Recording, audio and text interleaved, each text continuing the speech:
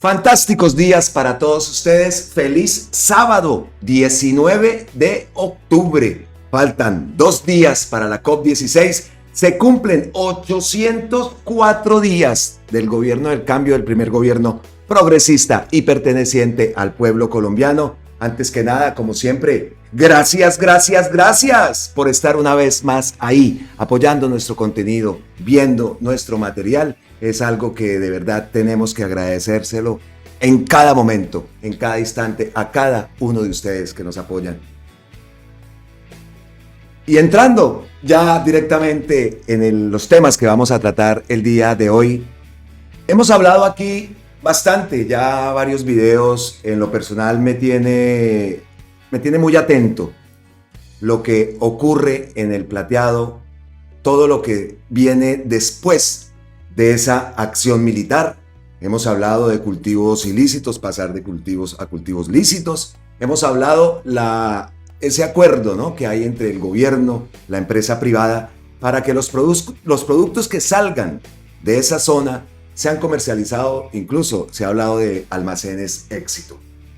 Pero una de las preguntas que nos surge es, en este momento hay cultivos ilícitos, se presenta que se transforme ese territorio, que se dejen esos cultivos ilícitos.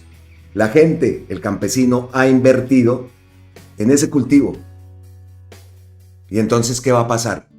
¿Se van a arrancar las matas y listo? ¿Y esperar a que crezcan las nuevas plantas? Y pues ese tiempo, pues ahí verá el campesino qué hace.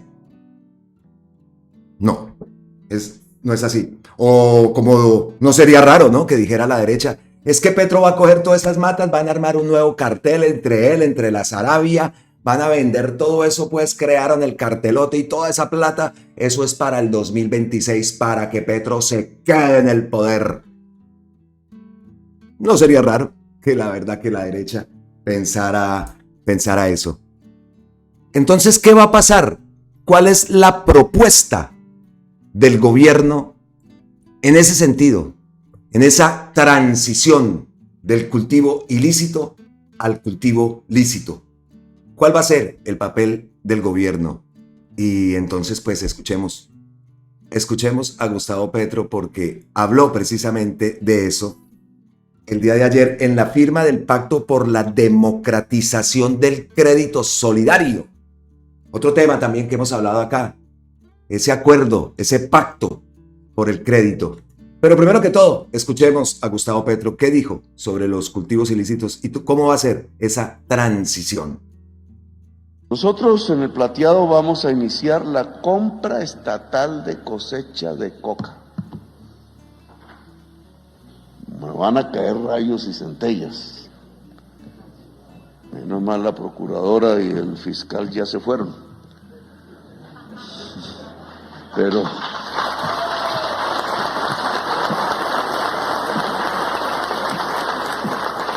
si no cambiamos los métodos, pues no cambiamos, porque si vamos a repetir lo mismo con los mismos instrumentos, todos sabemos que no se solucionan los problemas.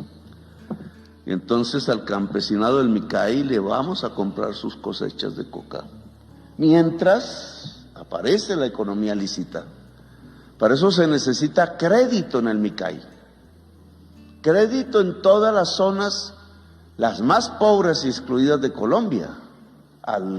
Las zonas no le llega el crédito, porque no le llega el crédito a los pobres. Y resulta que la pobreza también, por segregación territorial de las peores del mundo, pues tiene una geografía, tiene una territorialidad. Por supuesto que con este tema le van a dar duro. Lo que dije anteriormente, de que iban a crear para esta derecha, que seguramente salían con comentarios como lo que iban a crear un nuevo cartel, maletas de dinero entre Sarabia y, mejor dicho, perpetuarse en el poder, no es nada descabellado, Entonces, pues esa es la propuesta, ¿no? Mientras aparece esa economía lícita. Aparte de esas palabras de Gustavo Petro, vean lo que dice y lo que ocurría en esa zona del país. Señaló que en el plateado, donde el ejército ejecutó de manera reciente la operación militar para retomar el control de esa zona del país, había una bolsa de valores del polvo blanco del mundo.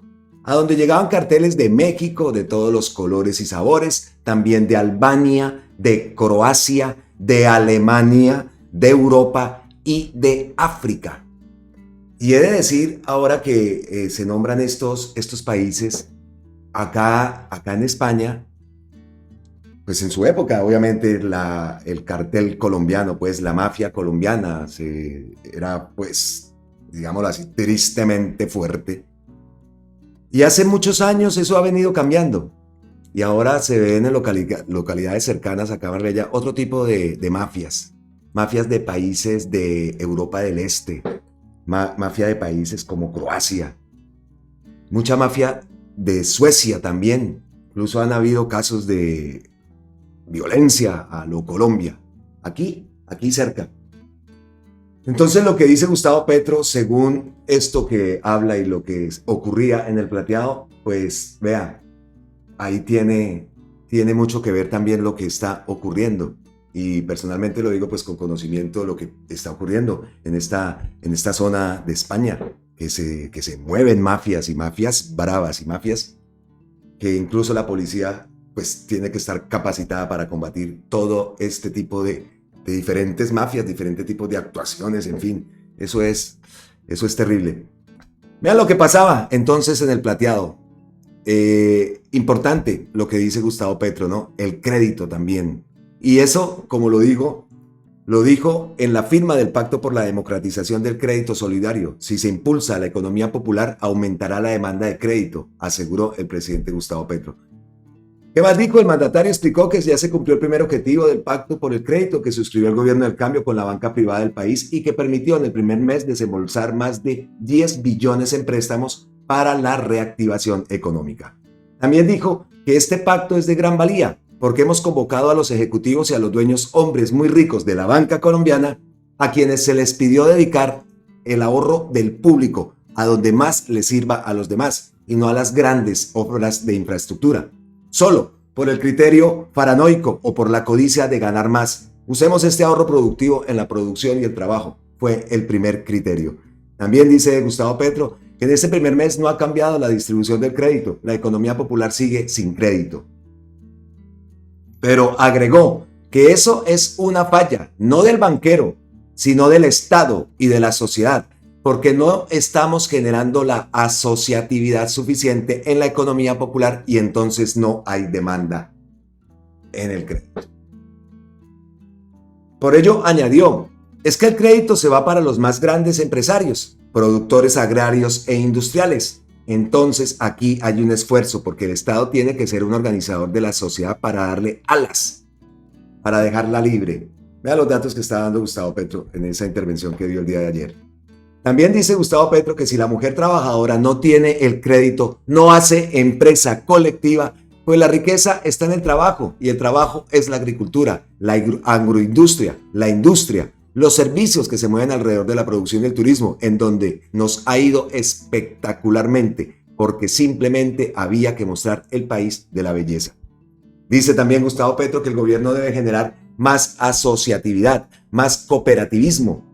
La juntanza que se ha construido en Colombia es la de la acción comunal, es la de la cooperativa del pueblo y de las mujeres o de los campesinos, de la minga indígena.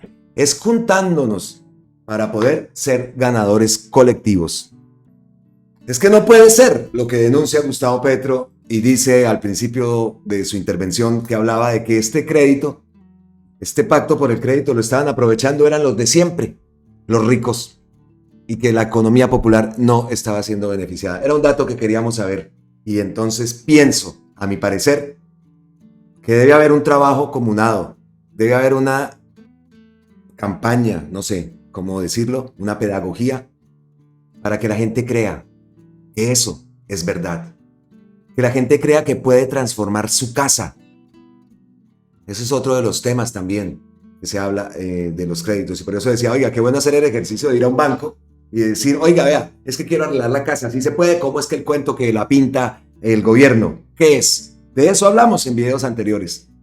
Entonces ahí hay una respuesta y esa respuesta también manda un mensaje de un trabajo que se debe hacer para que esta economía popular se reactive, reviva y que crea que por fin puede tener un amigo en el Estado y en el banco, en este caso también, porque el pacto es con la banca.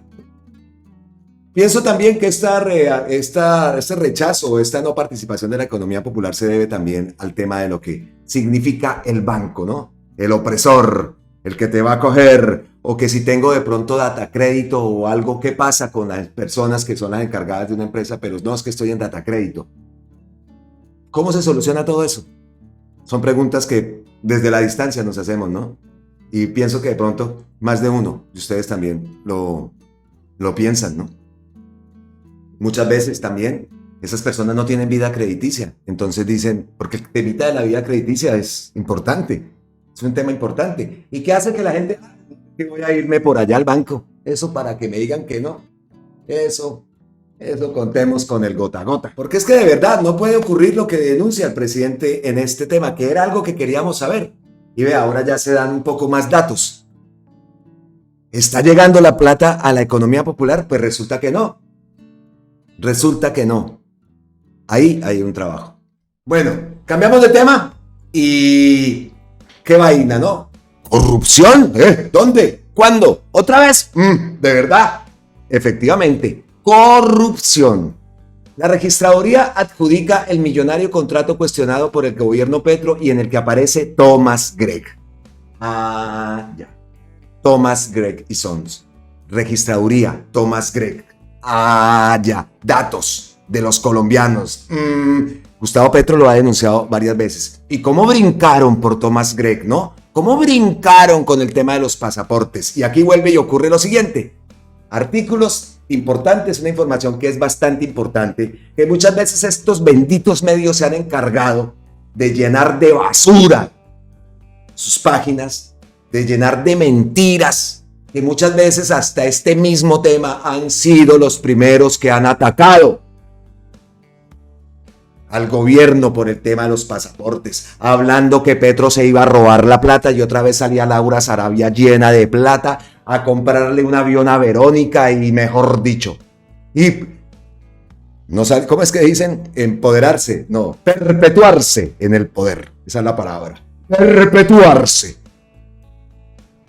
Porque estos benditos artículos o estos medios, artículos que desmienten y muestran estos casos de corrupción, porque los ponen para suscriptores. No se puede leer, no se puede leer. Obviamente no nos vamos a suscribir. La Procuraduría estuvo presente, asciende a más de 41.000 millones de pesos.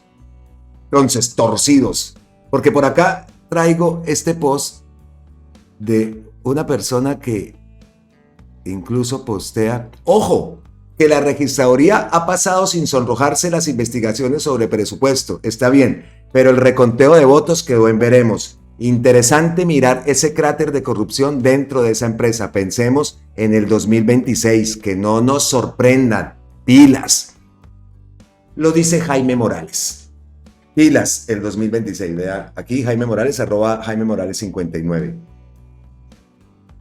Entonces viene el tema, ¿no? Registraduría, elecciones, Thomas Gregg, 2026. Y corrupción, por supuesto. Y aquí que, entonces, ante eso, dice Andrés Idarraga Franco, secretario de Transparencia, será la justicia penal la que determine la responsabilidad de los funcionarios en esta adjudicación, por lo cual el día de hoy radicaré denuncia penal por esta millonaria adjudicación ante la posible contratación sin el cumplimiento de los requisitos legales, debido al posible incumplimiento de los deberes y principios establecidos en la Ley 80.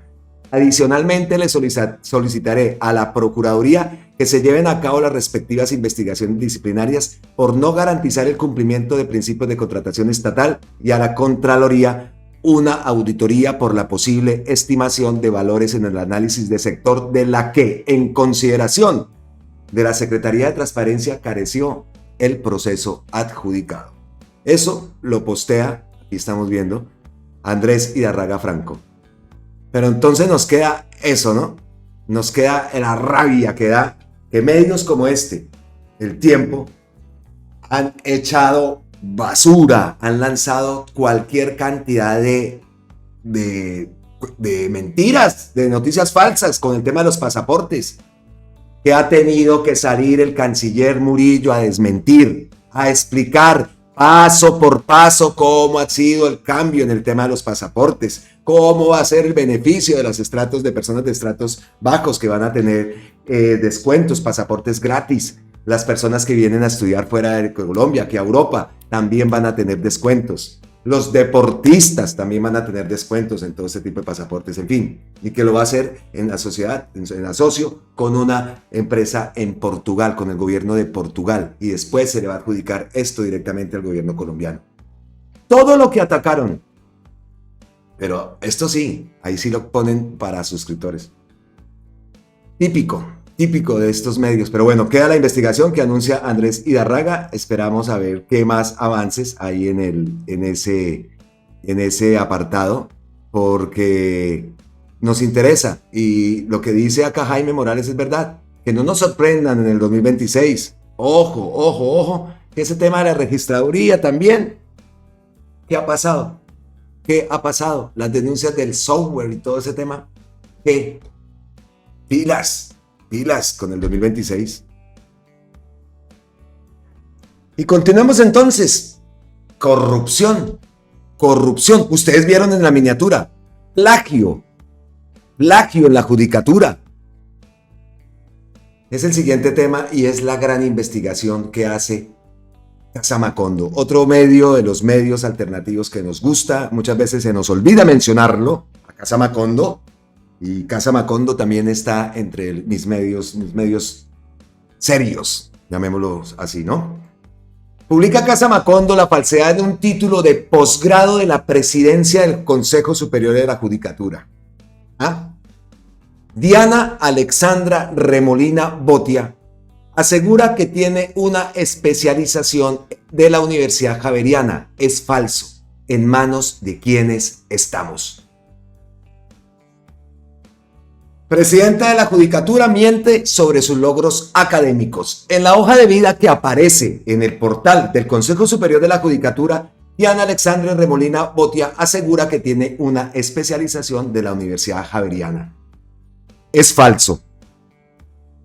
¿Cómo? Y nos fuimos para la página, efectivamente, la página de rama judicial, Consejo Superior de la Judicatura. Magistrada Diana Alexandra Remolina Botia, perfil profesional.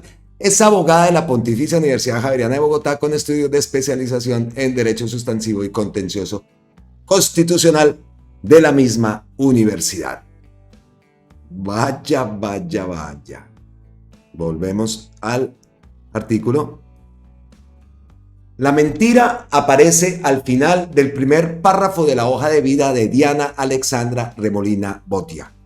El texto que se encuentra en el sitio web oficial del Consejo Superior de la Judicatura dice lo siguiente: Remolina Botia es abogada egresada de la Pontificia Universidad Javeriana de Bogotá, especialista en Derecho Sustantivo y Contencioso Constitucional de la misma universidad. Lo acabamos de leer. Lo falso es el segundo título. La presidenta de la Alta Corte sí cuenta con el pregrado, pero no se graduó como especialista. El 16 de octubre, el director de la Oficina de Admisiones y Registro Académico de la Universidad Javeriana, José Fernando Murillo Zuluaga, le confirmó a Casa Macondo que Remolina Botia se matriculó durante el segundo periodo de 1997, pero que no ha obtenido el título de especialista en Derecho Sustantivo y Contencioso Constitucional. La mentira se replica en la primera línea de la página del Consejo Superior de la Judicatura titulada Dignitarios 2024, donde se perfila el recorrido de la presidenta de la Corte y del presidente Jorge Enrique Vallejo Jaramillo. El apartado dedicado a Remolina Botia comienza diciendo que es abogada de la Pontificia Javeriana, especialista en Derecho Sustantivo y Contencioso Constitucional de la misma universidad. La información falsa también aparece en la publicación que hizo la Alta Corte para anunciar su designación como presidenta para el periodo 2024. Dada la cantidad de páginas de entidades públicas donde se menciona, no sorprende entonces que en otros sitios web la hayan replicado. Así ocurrió el 31 de enero de este año, cuando el portal de noticias Ámbito Jurídico, un referente en el mundo de las leyes colombianas, anunció la presidencia de Remolina Botia, incluyendo la falsedad al comienzo de la nota. De todas formas, el dato falso no es nuevo. circuló por primera vez en medios hace más de 2 décadas. Aparece un reportaje que El Tiempo publicó el 15 de febrero del 2001. En la versión más reciente de su hoja de vida oficial, un documento al que no se puede acceder en internet y que nos envió la judicatura, la magistrada admite que no se graduó de la especialización. De haber mentido ahí, hubiera incurrido en una inhabilidad para ejercer funciones públicas por 3 años y hubiera tenido que responder penal y disciplinariamente por el delito de falsedad en documentos según lo estipula la ley 190 de 1995. Remolina Botia empezó su camino laboral en los años 90 en el Banco de Bogotá, antes de dar el salto al Ministerio de Justicia, donde llegó a ser la directora de la Defensa Nacional de la Nación. Más adelante, entre 2012 y 2016, trabajó para la ONG Cooperación Excelencia en la Justicia. Durante ese mismo periodo, asesoró y coordinó proyectos para entidades públicas y privadas como el Ministerio de Salud y Protección Social, Colombia Humanitaria, PISA y Caballero Consultores, la Organización para la Excelencia de la Salud, el Departamento Nacional de Planeación, el Fondo Financiero de Proyectos de Desarrollo y el Banco Interamericano de Desarrollo, entre otros. Regresó al sector público en el 2017. 3 años después, en 2020, ocupó el mismo cargo que tiene hoy, la presidencia del Consejo Superior de la Judicatura. Nada, ¿no? Curiosamente, en esa ocasión el perfil de ella no aseguraba que se había graduado como especialista de la Javeriana, solo afirmaba que contaba con estudios. Aquí vamos a ver, que adjunta Casa Macondo. Acá dice dignatarios, efectivamente abrió dignatarios 2020, presidenta, abogada de la Pontificia Universidad Javeriana con estudios de especialización en Derecho Sustantivo y Contencioso Constitucional de la misma universidad. Inició con estudios, sí, con estudios de especialización. Es lo que dice Casa Macondo, vea pues, ahí lo dice. Entonces no aseguraba que se había graduado. Solo afirmaba que contaba con estudios de especialización. Casa Macondo buscó a la magistrada Remolina Botia por WhatsApp y por correo. Incluso le enviamos una lista de preguntas al correo de la presidencia del Consejo Superior de la Judicatura, que nos respondió que le habían trasladado el mensaje a la magistrada. Ella nunca nos contestó.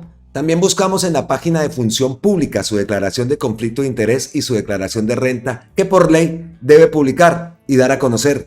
No encontramos esos formularios, ni allí, ni en un enlace que nos compartió la misma Judicatura en respuesta a un derecho de petición. Aquí lanzan este link, pero no se consiguieron funcionarios. Vea.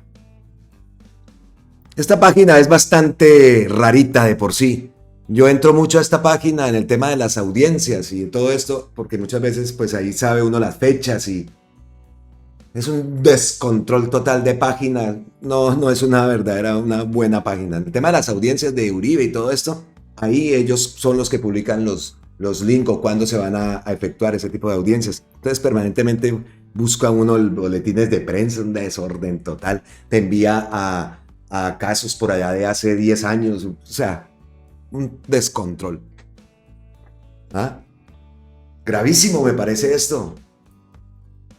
Nada más ni nada menos del Consejo Superior de la Judicatura. Y entonces volvemos al post de Pacho Escobar, socio fundador de Casa Macondo, que dice: ¿en manos de quiénes estamos?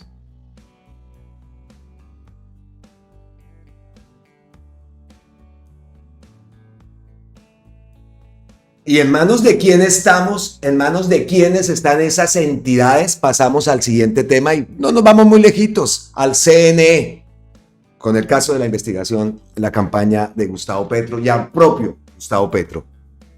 El día de ayer se publicó por parte de Ricardo Espina, dice: atentos, revelamos en Meridiano Blue la resolución con la que el CNE formuló el pliego de cargos contra el presidente Gustavo Petro por presuntas irregularidades en la financiación de la campaña Petro. Presidente vía Blue, esto es lo que publicó. Resolución 05 del 2024, 8 de octubre, por la cual se abre investigación y se formulan cargos a la campaña presidencial de primera y segunda vuelta de la coalición Pacto Histórico, representada por los ciudadanos Gustavo Francisco Petro Urrego, candidato, Ricardo Roa Barragán, gerente de campaña, Lucia Aide Mogollón Alfonso, tesorera, María Lucy Soto Caro y Juan Carlos Lemus Gómez, auditores, al Movimiento Político Colombia Humana y al Partido Político Unión Patriótica, por la presunta vulneración al régimen de financiación de las campañas electorales dentro del radicado CNE tal.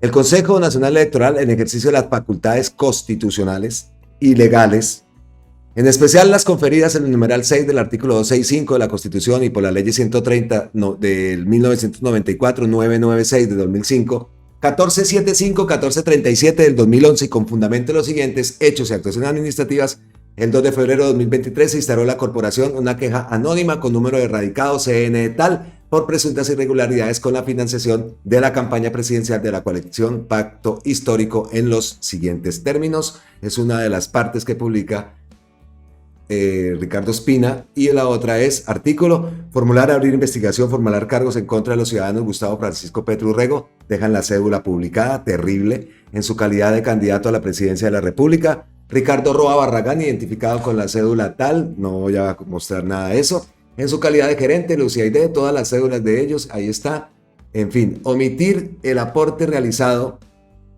por la Federación Colombiana de Trabajadores de la Educación, FECODE, es una de lo que dicen, las faltas que dice supuestamente el CNE, omitir el reporte del préstamo realizado por el Partido Polo Democrático Alternativo, omitir el reporte de pago a testigos electorales por la suma de 931.290.000 pesos, en fin, todo lo que ya sabemos, ¿no? Lo que ha explicado varias veces Gustavo Petro, que todo fuera de los términos, en fin. Omitir el reporte de gastos por concepto de propaganda electoral por la suma de 356.102.872 pesos. En fin, eso es la resolución que publica Ricardo Ospina y la que tuvo la respuesta de Gustavo Petro. Y ojo que acá al final también envía otro mensaje el presidente. El documento, al expresar con firma de funcionarios que se ha investigado al presidente de la República, rompe por completo el Estado de Derecho, la Constitución Nacional y el bloque de constitucionalidad por la ruptura flagrante de la Convención Americana que el Consejo de Estado, guardián de esa convención desde que era alcalde de Bogotá, nunca debió permitir. Los funcionarios firmantes están en curso en el delito de prevaricato por acción con dolo y el pueblo colombiano queda facultado, ojo, el pueblo colombiano queda facultado legítimamente para actuar como lo decida contra el golpe de Estado. Ese es el mensaje que envía Gustavo Petro. Hemos hablado en el transcurso de este video, pues hablamos también del mensaje que enviaba la economía popular, ¿no? De la asociación, de la organización. Aquí envía otro mensaje. Y es que después de leer, por ejemplo, el caso del Consejo Superior de la Judicatura, ¿en manos de quiénes estamos? Y eso es por aquí, y eso es por acá, y eso es por acá.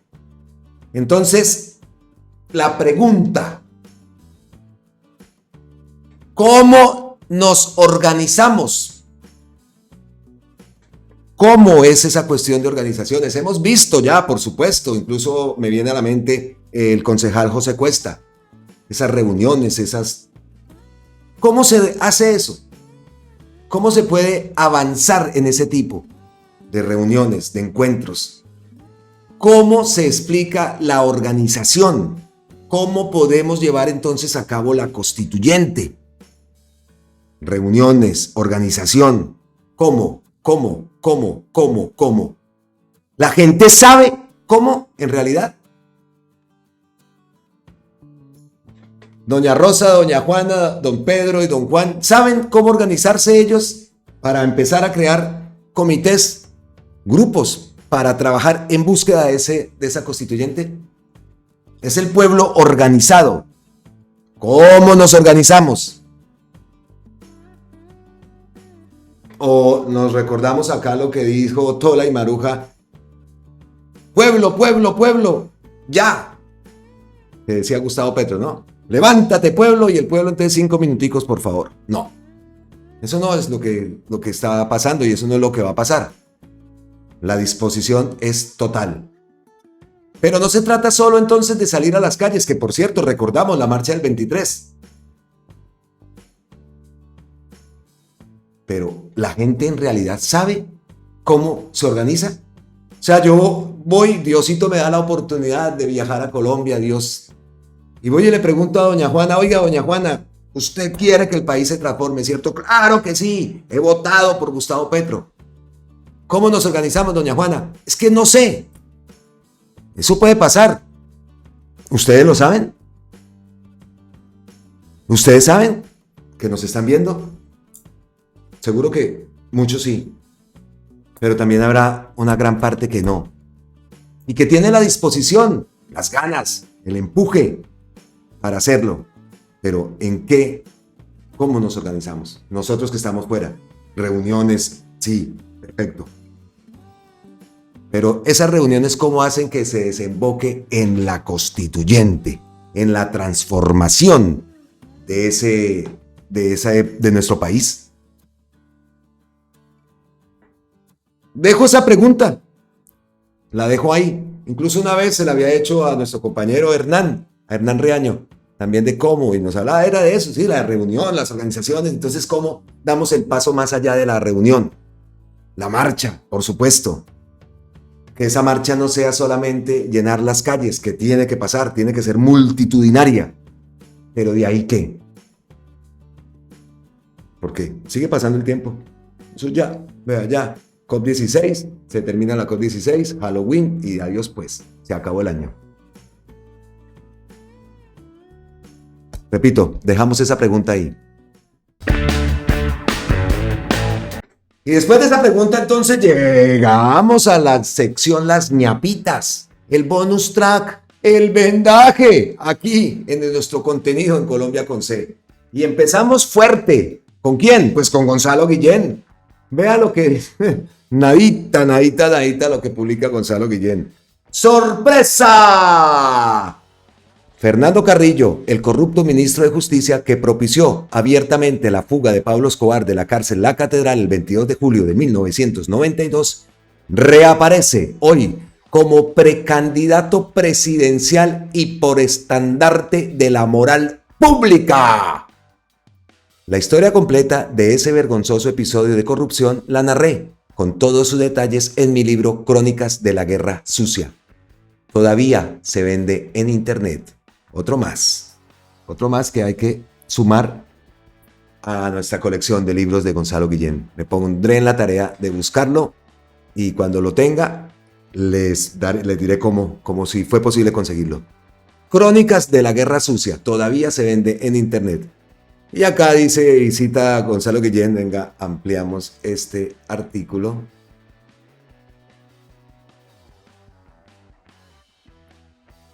Del tiempo. Ya.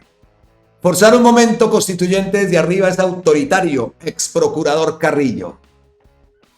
En entrevista con El Tiempo, el también el ministro y ex constituyente ofrece su visión sobre el estado de la democracia en Colombia y habla de su nuevo libro, Sin Miedo, defender la democracia desde la democracia.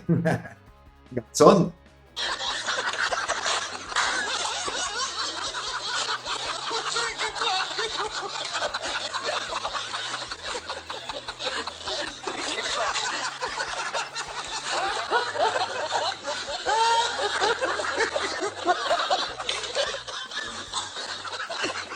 Son unos descarados, definitivamente, redescarados. Ahí sí, no, se suma al descaro de Cambio Radical, que le tocó sacrificar un borrego, como dice Blo en el 2006, sacrificar un borrego para no quedar mal en las elecciones del 2026. No quieren aumentar el prontuario de su partido.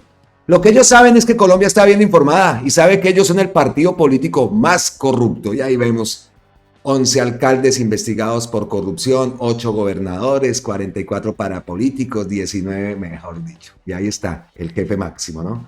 Entonces, ¿qué?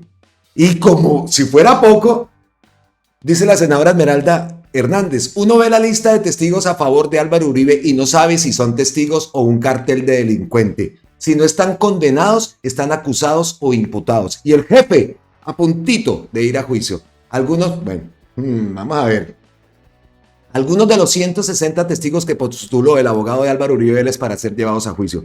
Santiago Uribe Vélez, acusado. Andrés Felipe Alias, condenado. Mario Uribe Escobar, condenado. Samuel Arturo Sánchez Cañón, acusado. Diego Javier Cadena, acusado. Ramón Quintero San Clemente, alias RQ, condenado. Pedro Manuel Benavides, investigado por 12 apóstoles. Álvaro Hernán Prada Artunduaga, acusado. Carlos Eduardo López Callejas alias Caliche, condenado. Pardo Hash, condenado. Juan Guillermo Villegas Uribe, investigado por el Bloque Metro. Nilton Córdoba Tal, acusado. Juan Carlos Sierra, narco, condenado. Hilda Yanet Niño Farfán, fiscal, condenada.